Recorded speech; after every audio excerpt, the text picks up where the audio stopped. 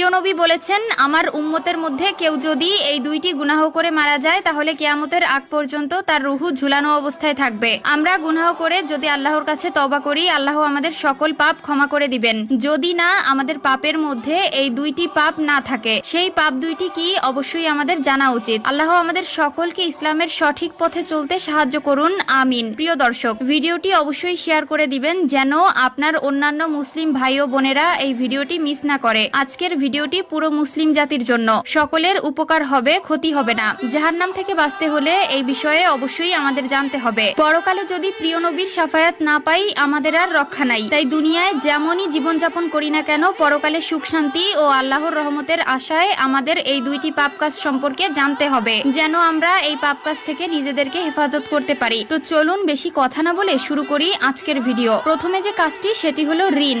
যে ব্যক্তি ঋণ করে মারা যাবে, আল্লাহ তার রুহু